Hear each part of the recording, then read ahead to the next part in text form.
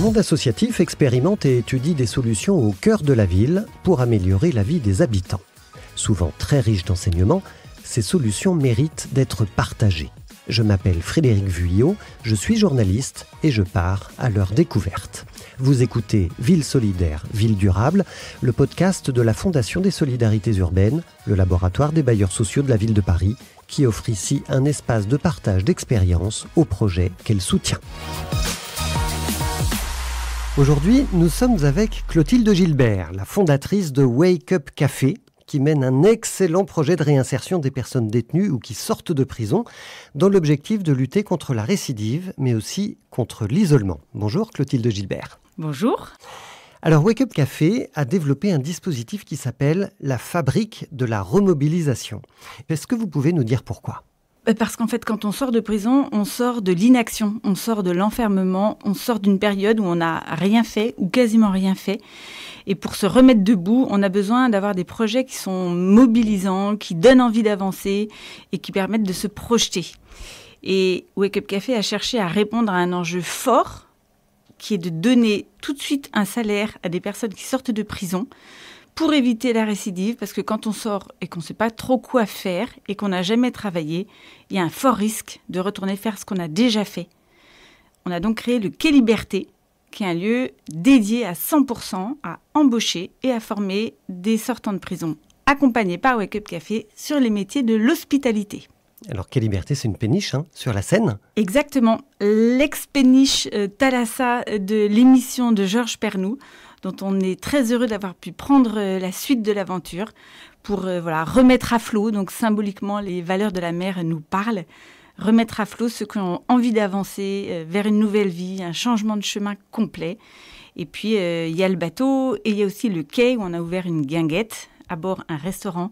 Et on a aussi on a des salons dans lesquels les entreprises viennent souvent faire des team building, des événements solidaires et ils sont contents de contribuer à cet enjeu de société.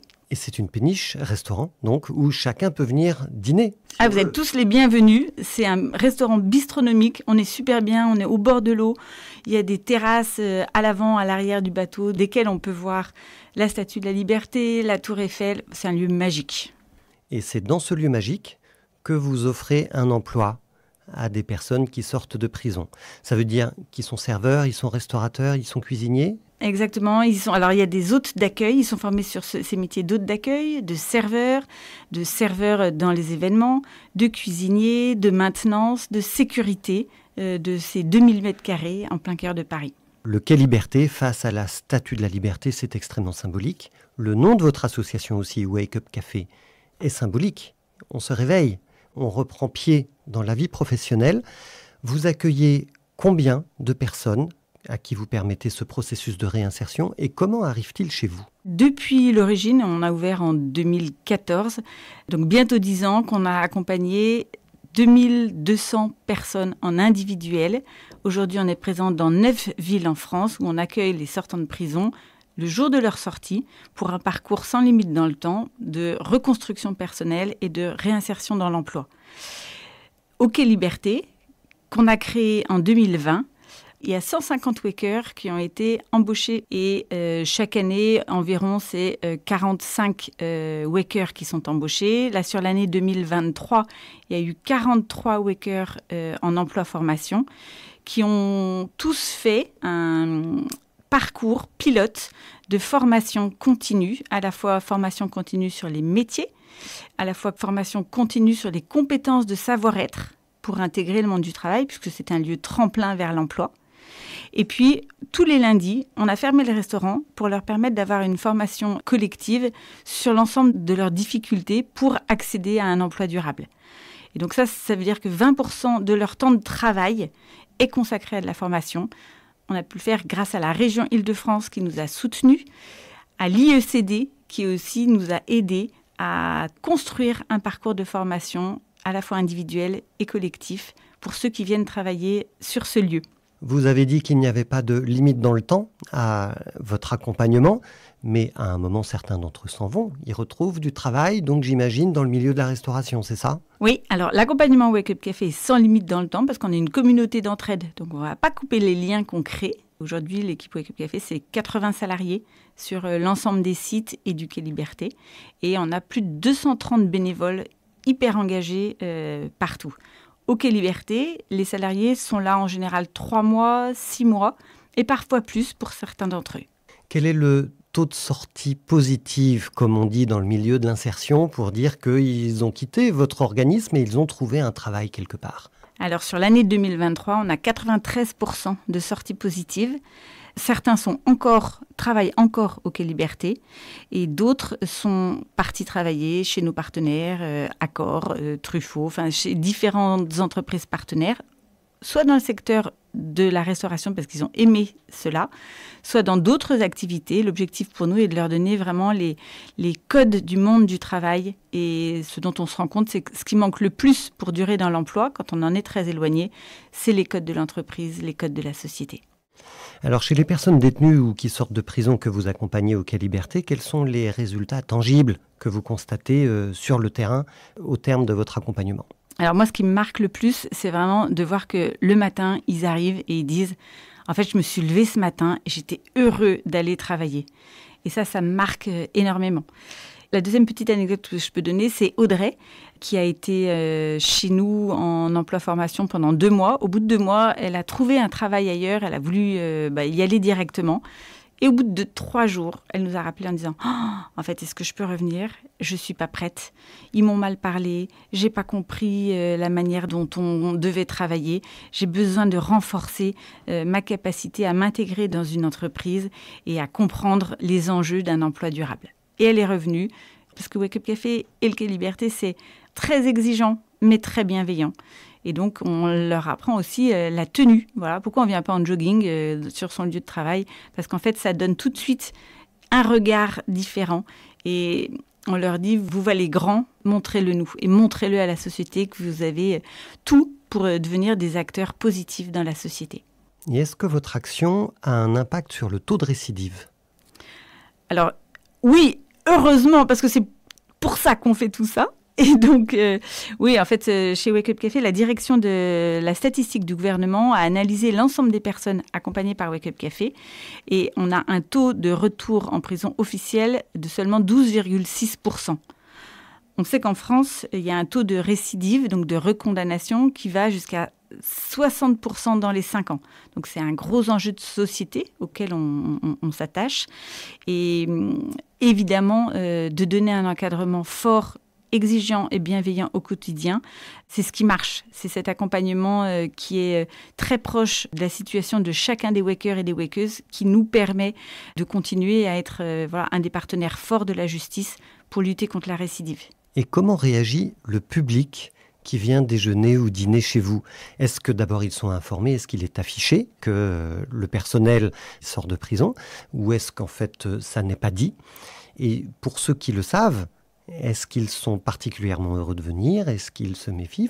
Quels sont les ressentis, l'atmosphère qui entoure votre démarche pour le public ? C'est très intéressant comme question parce qu'on se l'est nous-mêmes longtemps posé.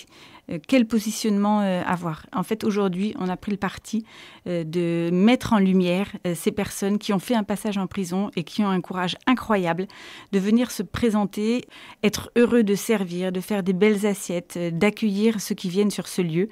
Leur fierté, d'abord, fait plaisir à voir. Et ça permet, ce qu'on dit, de changer les regards. Pourquoi ? Parce qu'eux ont besoin de changer de regard sur la société. Et la société a besoin de changer de regard sur des gens qui ont fait des passages en prison. Et en fait, c'est immédiat. Alors nous, on l'a affiché, on dit partout que c'est le seul restaurant dans Paris tenu par des sortants de prison. Il y a des grandes affiches qui racontent un peu leur fierté de travailler ici. Et on est assez marqué de voir que les entreprises viennent volontairement sur ce lieu parce que du coup, ils créent des événements solidaires. Ils contribuent à cet enjeu de société par ce biais-là. Et puis, on le dit, chaque fois que vous venez boire une bière, prendre un café et prendre un déjeuner ou un dîner à bord du bateau, vous nous aidez à continuer à embaucher et à donner une chance à ceux qui se lèvent le matin pour ça. C'est incroyable. J'imagine qu'il y a d'autres acteurs qui ont envie d'accompagner le même public que vous, qui ont envie de répliquer un petit peu ce que vous faites. Quels conseils vous leur donneriez, en particulier pour ceux qui accompagnent peut-être les plus jeunes détenus ? Parce qu'il y a des profils différents aussi. Bien sûr. Alors, Wake Up Café, on accompagne 55% de moins de 30 ans. Et évidemment, ce n'est pas le même challenge que pour des personnes plus âgées ou des personnes qui ont fait des longues peines. Nous, 76% des personnes qu'on accompagne sont des multirécidivistes. Donc, ils ont fait plusieurs fois de la prison. Et le meilleur conseil que je peux donner, c'est à la fois beaucoup de fermeté et aussi beaucoup d'amour. Là, j'arrive tout de suite de Lille. On vient d'ouvrir le site. Il y a déjà 5 wakers et dont 3 de moins de 26 ans qui sont là et qui m'ont dit aujourd'hui, s'il n'y avait pas Wake Up, là, à l'heure qu'il est, 11h30, je serais dans mon lit. Si vous ne me forciez pas à venir, si vous ne me donniez pas ce cadre, j'avancerais pas. Et ça a changé ma vie. Là, il y avait une wakeuse qui disait, ça a même changé ma vie au point de changer ma manière de me nourrir. Avant, je m'en fichais. Aujourd'hui, je vois que c'est important de se nourrir équilibré, de manger des légumes. Et elle l'a découvert chez Wake Up parce que l'accompagnement, il est de 9h à 18h tous les jours.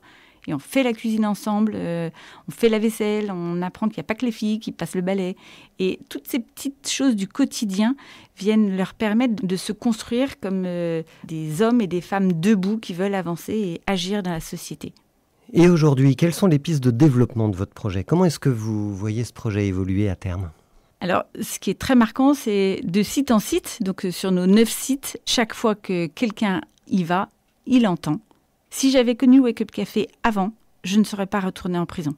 Du coup, il y a quelque chose qui nous pousse de manière très forte à offrir cet accompagnement rapproché à tous ceux qui ont envie de changer de chemin et donc à déployer l'offre Wake Up Café sur l'ensemble du territoire. Et vous avez déjà des projets presque concrets d'installation dans d'autres villes en France ? Alors oui, on est avancé sur Marseille. Voilà, il y a Nantes qui se profile. Il y a Lille où ils sont tout jeunes, ils viennent de naître et en fait ils ont déjà un projet de restaurant, voire d'hôtel pour les années à venir. Mais on sait que les projets c'est très long à mettre en place. Pour le Quai Liberté Paris, il a fallu 4 ans avant que ça voie le jour. Donc faut être patient, mais on y croit. Merci beaucoup Clotilde Gilbert pour ce très beau témoignage et puis on souhaite une très belle route à Wake Up Café et à tous les Wakers bien sûr. Merci beaucoup et merci de votre accueil. C'était Ville solidaire, Ville durable. Vous pouvez retrouver cet épisode et tous les autres sur toutes les grandes plateformes de podcast, sur le média de l'économie sociale et solidaire mediatico.fr et sur le site internet de la Fondation des solidarités urbaines fondée par les bailleurs sociaux Paris Habitat, la RIVP, Elogiciemp, Aximo, l'habitation confortable et l'habitat social français. À bientôt.